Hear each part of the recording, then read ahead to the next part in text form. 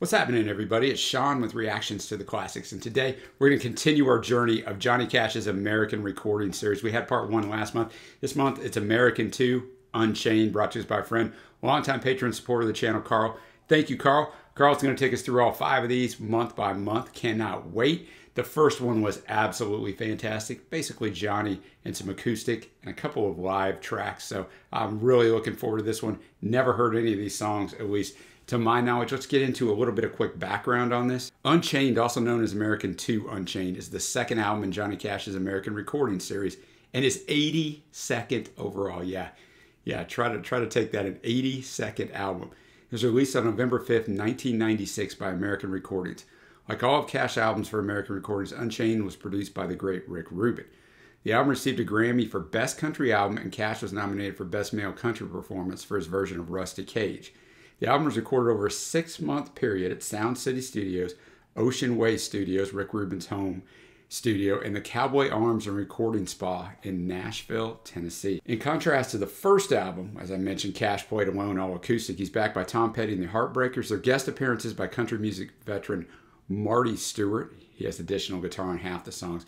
Flea, of course, the bassist from the Red Hot Chili Peppers, and by Lindsey Buckingham and Mick Fleetwood, obviously both of Fleetwood Mac. Unchained focuses on covers. In addition to 3 of Cash's own compositions, Unchained contains songs by Jude Johnstone, Tom Petty, Spain, Soundgarden, and Beck. The album also included a cover of the 1962 Hank Snow song, I've Been Everywhere, written by Jeff Mack. And you might know that one. I know that song, so I guess I do know one of the songs. From 2003 to 2009, Johnny's version was used in some Choice Hotel commercials. You heard that song all the time, man. All right, so the music won't be in this video, but check out the Vimeo link below. It'll be in there. Otherwise, it'll get blocked. I'm going to have the lyrics up as always. We got 14 songs, but it's only about 44 minutes long. And you see it below. We're going to start with Rowboat. That is that Beck cover I was talking about. Beck wrote it and originally recorded it on his 1994 album, Stereopathic Soul Manure. And Johnny had told Rick Rubin it kind of reminded him of a song that he could have written earlier in his career. So once again, thanks, Carl. Let's get after this. Rowboat. I know he didn't write it. I know Beck wrote it. But Johnny can really he has that unique quality of making any song his own, the way he delivers it. I thought Benmont Tench, the great Benmont Tench from the Heartbreakers, fantastic, man, on the piano and organ in there. The organ actually worked on there. I don't always love the organ, but if you use it in the right dosage, it works. It worked here. Great guitar work on there. It could have been Marty. It could have been Petty. I'm not sure. It doesn't deviate who is playing what. I know Johnny's on the acoustic, but the song itself, I mean, basically this girl is she's leaving him, man, right? Rowboat. It starts out with a chorus. It goes chorus, verse, chorus, which is a lot of what Beck likes to do in his songwriting. Rowboat, row me to the shore. She don't want to be my friend no more. She dug a hole in the bottom of my soul. She don't want to be my friend no more. And then it just kind of delves out how this guy's life is not working really well. And then we go back into the chorus. So a very, very strong opening track. Now up to the second track, Sea of Heartbreak. It's written by Paul Hampton and Hal David and recorded by Don Gibson in 1961. It reached number 2 back then on the country charts. It describes the feelings of lost love and compares them to being lost in a metaphorical sea of intensely sad emotion. This is the one where we got Lindsey Buckingham on acoustic and Mick Fleetwood on percussion. Sea of Heartbreak. It had a much more country sound to it, yet not totally country. I mean, you expect it had a country sound to it. It was written in the early 60s for a country artist, and it was on the country charts, but it still didn't delve totally headfirst into country. And I think part of it was the great piano by Benmont. You had Steve Ferrone on the drums. He did a great job. I mean, Mick's on the percussion, but Steve's on the drums. But really the star for me on that is the acoustic, which Johnny's playing, but also Buckingham's playing. And that acoustic work is as good as you're going to hear on something. It's not complicated, but it's just so crisp. And then that was Petty on those backing vocals on the chorus. And I thought that really, really worked and punched up the song. I mean, I already told you what the song's about, but I mean, we're 2 for 2 so far. Now we're to the third track, Rusty Cage. It's a song by American band Soundgarden, written by frontman, the great Chris Cornell, rest in peace. My favorite grunge band. I'm not a huge fan of grunge, but I think Cornell is one of the best vocalists of all time. It was released in 1992 as a 3rd single from their 3rd studio album, Bad Motorfinger. This is the one that Johnny earned a Grammy nom for Best Male Country Vocal Performance. I don't know the original that well. I mean, I've heard it. I listened to that album for our 1992 album draft series that we're doing album drafts of every year. If you haven't checked it out on the channel, I suggest you do that. But so I listened to the album, but I don't remember this song. I just listened to the album once to give it an overall grade. So looking forward to hearing my man Johnny do some Soundgarden. Wow, that song was great, man. Wow. I was reading an interview. Ruben said that when he played the original by Soundgarden for Johnny, Johnny's like, what do you want me to do with this? And then Ruben worked up some sort of demo of the way he envisioned Johnny doing it. And then Johnny was like, oh, and then handed him the lyric sheet. And Johnny was like, oh, these are really good words. And, I mean, it really works coming from an older man, right, lyrically, because he just basically talks about, I think this woman's messing him over, you know, but he's going to get away from him. He's going to break. I'm going to break my rusty cage and run. I'm going to break my rusty cage and run. And, you know, verse 3. So what I liked about, too, is the acoustic work was fantastic by Johnny. You gotta remember, Johnny's up there in years, man. His acoustic work is great. And then before verse 3, we just bust into more electric. I'm imagining that's petty. It's uncredited, but since he was on here, and I mean, it was really good. Verse 3, when the forest burns along the road like God's eyes in my headlights, when the dogs are looking for their bones, and it's raining ice picks on your steel shore, I'm gonna break my rusty cage and run. You know, the song's only 2 minutes, 48 seconds. It seems way longer and like in a good way, man. It's so, so good. My favorite so far. It's a quick moving album. So far, we're going to The One Rose, in parentheses, It's Left in My Heart. A Jimmy Rogers cover written by Del Leon and Lanny McIntyre. All right, The One Rose, It's Left in My Heart. The dobro from Mike Campbell was the positive on that one for me, or the highlight, I guess. It's fine, man. It's just traditional country song. It's not really my style, but Johnny did a great job with it. You know, basically, he doesn't want her to leave, man. It's what a lot of older songs, whether it's rock or country, are written about. Please stay. I don't want you to go. You're the one rose that's left in my heart. So a really good job by Johnny. Now, as you see below, we're going to Country Boy, and a song that was written by Johnny, but he recorded all the way back in 1957 on his album Johnny Cash with his hot and blue guitar.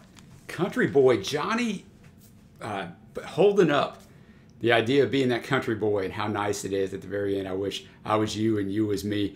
And just telling the different things that the country boy goes through. I definitely like this one a lot better than the previous track, The One Rose That's Left in My Heart. I would just like the driving style. I thought the electric guitar was fantastic, almost like a rockabilly type thing.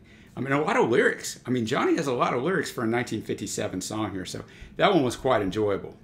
Now we're up to Memories Are Made of This. It's a popular song about nostalgia written by Terry Gilkson, Richard Durr, and Frank Miller in 1955. Most popular version of this song was Dean Martin's 1955 release. Reached #1 for 5 weeks in the US. Was a gold record and Dean's biggest hit ever and his only hit to go to #1 in the UK. So maybe some of you know this. I don't think I know this song. Memories Are Made of This. I didn't know this song, but it worked just perfectly with the way they arranged it. So kudos to Rick and the arrangement on that. But also just on Johnny's delivery, man. It's a totally believable song that Johnny at that age could be delivering. I mean, I think, you know, each chorus is a little bit different, but it ends, it's just a 2-line chorus like the writing was back in the 50s most of the time. But Memories Are Made of This. Each one ends with it. The way he says memories. I mean, I can't obviously imitate Johnny, but I mean, that just is so, so good, man. It just brings you in. It's like, this is a Cash song. He owns it. And just some really good songwriting on this one. You know, the bridge, and then at the wedding bells, one house where lovers dwell, 3 little kids for the flavor. Stir carefully through the day. See how the flavor stays. These are the dreams that we will savor. So, I mean, some good, you know, 1950s classic songwriting. Now we're up to the longest track on here, Spiritual. It's a Josh Hayden cover. Flea is playing bass on this one. Man, oh man, Spiritual. I'll tell you what, I was getting lost in that one, right? Because I'm a Christian, and I've been very outspoken. If you watch this channel, contemporary Christian music does nothing for me because 95% of it is just about making money and it's not about Jesus. Like, I felt Johnny in this one, man. Golly, man, you just felt that he believed those words, and he was just so passionate, man. So passionate. I mean, Jesus, I don't want to die. Jesus, oh Jesus, I don't want to die alone. My love wasn't true. Now all I have is you. I don't want to die alone. If you hear my last breath, don't leave me here, left to die a lonely death. I know I've sinned, but Lord, I'm suffering. Jesus, oh Jesus, if you hear my last breath. And then the outro, man, there's another verse in there. And then the outro, it's going to leave me once again. Like, he just holds, man, I'm blown away by that. And you also had some great instrumentation. You got Mike Campbell coming in on the mandolin, both in the instrumental break and also towards the end. Ben Mott's not only playing the organ, he's playing the harmonium, and of course Flea's bass work on here, really, really well done. Wow. Probably my favorite so far. Now up to number 8, The Kneeling Drunkard's Plea, written by the Carter family, a group close to Johnny's heart, as June Carter was later June Carter Cash. It was originally recorded by the Louvin brothers for their 1960 gospel album, Satan Is Real. So besides June, also Helen Carter, Maybelle Carter, and Anita Carter on the writing on this one. The Kneeling Drunkard's Plea, nice organ by Ben Mott. Petty's coming in on the chorus and punching up. The star for Hear Me is the songwriting, like the Carter family. Wow. Starts out, Lord have mercy on me was the Kneeling Drunkard's Plea. And as he knelt there on the ground, I know that God in heaven looked down. And then Johnny basically said in verse 1, he went by the church and he saw the drunkard stagger and lurch. And he went out to his mother's grave, and drunkard kneeled and prayed, the Lord have mercy on me. Then verse 2, bring my darling boy to me was his mother's dying plea. And as he staggered through the gate, alas, he came just one day too late. 3 years have passed since she went away. Her son is sleeping beside her today. And I know that in heaven his mother he'll see, for God has heard that drunkard's plea. And then repeats the chorus. I mean, a very well-written song. Now we know these guys are on here, and now their songs on here, Southern Accents, written by Tom Petty, the Tom Petty and the Heartbreakers cover. The origin of the original songs recorded when there was tension between the bandmates, each having a different vision for what the final versions of the song and the album would sound like. It's during the recording sessions for this album that Petty broke his hand after punching a wall out of frustration. He said, Tom said, that may be my favorite among my songs, just in terms of a piece of pure writing. I remember writing it very vividly. It was in the middle of the night and I was playing it on the piano at home in Encino. I was just singing it in my cassette recorder and suddenly these words came out. Petty also mentioned his mother Catherine, who died in 1980, in the song, and stated he didn't go to her funeral because of his hatred for funerals and because his presence would have raised a commotion. That is a nice build-up. Let's hear how Johnny and Petty and the Heartbreakers handle this one. Wow, Southern Accents, what a fantastic song. Great acoustic there at the end by Johnny. Johnny actually said this is a Southern anthem and much better than Dixie. That's how he referred to this song. Great songwriting by Petty on this. This, starts out with, he's doing everything. That's the motif with the Southern accent. I like it. Where I come from, the youngins call it country, the Yankees call it dumb. And then chorus 1, I got my own way of talking, but everything is done with a Southern accent from where I come from. And then verse 2, talking about being in a drunk tank in Atlanta, and he may go down to Orlando, which Tom was from Florida, from Gainesville, which is only 100 miles from Orlando. And then chorus 2, we got my own way of working, but everything is run with a Southern accent. Then the bridge. For just a minute there I was dreaming. For a minute it was all so real. For just a minute she was standing there with me. Who? We find out in verse 3. There's a dream that I keep having where my mama comes to me and she kneels down over by the window and says a prayer for me. I got my own way of praying, and everyone's begun with a Southern accent, that whole. And then, of course, 4, we have our own way of living, and everything is done with a Southern accent, where I come from. Just a fantastic song, fantastically written. Johnny does a great job at delivering it. Obviously, Tom and the Heartbreakers are on backing. Just a really, really well done song. Now we come to Mean-Eyed Cat. He previously recorded this for his 1960 album, Johnny Cash Sings Hank Williams. Mean-Eyed Cat. Definitely some country, but also some rockabilly with the way the guitar is performed here. Quite the story. We got 7 verses in 2.5 minutes, and this is totally a Cash, and it's on Johnny Cash Sings Hank Williams album, but I didn't mention, Johnny wrote this song, so I don't know what the story is, why it's on Sings Hank Williams, but it totally sounds like a Johnny written song. He's basically talking about his woman. He gave her $10 to go in the general store and told her don't spend no more, but all she bought was a 10-cent hat and some for $10 and some store-bought cat food for that mean-eyed cat. So that's the only place it appears until the very end when they're back home and they're curling up with a mean-eyed cat. But basically he wakes up the next morning, she's gone, and he goes looking for her in town. Guy tells her Johnny she got on the eastbound train. Johnny gets a round trip ticket, calls his mother-in-law. Mother-in-law tells her she's working at this trucker's world. He walks in, the woman sees him, puts on her hat, her going home hat, takes the money from her tips, buys a round trip ticket. Now they're back home curled up on the sofa with that mean-eyed cat. So clever songwriting. Now we're up to Meet Me in Heaven. Johnny wrote this one. Meet Me in Heaven, like I said, Johnny wrote this, just fantastically powerful. Acoustic work by Johnny, again, fantastic. You got that Heartbreakers and Marty Stewart on guitar here, but he's basically speaking to, I mean, in my mind, he's talking to June Carter Cash, right? He's talking to his wife, or for you, whoever, somebody you're close to, but just talking about everything that he's seen. We've walked troubles brooding in windswept hills, and we loved and we laughed the pain away at the end of this journey when our last song is sung, Will You Meet Me in Heaven Someday? So there's no chorus, so to speak, but it repeats each verse. There's 3 verses in that way. Verse 2, can't be sure of how long it's going to be when we walk into the light across the bar, but I'll know you and you'll know me out there beyond the stars. We've seen the secret things revealed by God, and we heard what the angels had to say. Should you go first, or if you follow me, will you meet me in heaven someday? And a nice instrumental bridge in there, right, that just fits the song perfectly. It's restrained instrumentation, yet really just perfect, spot on. And then living in a mansion on the streets of gold at the corner of grace and rapture way and sweet ecstasy while the ages roll. Will you meet me in heaven someday? And repeats those last 2 lines for the outro. Just a beautiful song. Now go to the 12th track, I Never Picked Cotton, made famous by country singer Roy Clark, written by Bobby George and Charlie Williams. It was released in 1970 as the title track to the album released that same year by Clark. Went to 5 on the U.S. country charts. The story is told in a first-person narrative from the perspective of an Oklahoma native, the youngest of 3 children from a destitute sharecropping family. In the song's chorus, the protagonist recalls how his mother, brother, and sister all picked cotton while his dad, a coal miner, suffered an untimely death. Okay, it's going to be a heavy song. One of those songs that's a little over 2.5 minutes, but just tells a story, man. Really, really tells a great story, man. He starts off with a chorus. The whole thing, I never picked cotton like my mama did, my brother did, my sister did, my daddy died young working in a coal mine. So when he was a baby, he was just too young to play. Too young to work. He just played while the others couldn't straighten their backs. I made a promise when I was old enough to run that I'd never stay a single day in that Oklahoma sun. So he saw what his family was going through and was like, I'm never picking cotton. In the chorus, and I never picked cotton, like my mother did, like my brother did. So verse 2, folks say that I grew up early and the farm couldn't hold me then. So I stole $10 in a pickup truck and I never went back again. And it was fast cars and whiskey, long-legged girls and fun. I had everything that money could bring. Well, how'd you do that? And I took it all with a gun. And then the chorus, and it doesn't end well for this man, as you would expect. It was Saturday night in Memphis when a redneck grabbed my shirt and he said, go back to your cotton sack. I left him lying in the dirt. And they'll take me in the morning to the gallows just outside. And the time I got, there ain't a hell of a lot I could look back on with pride. Just a fun little song there.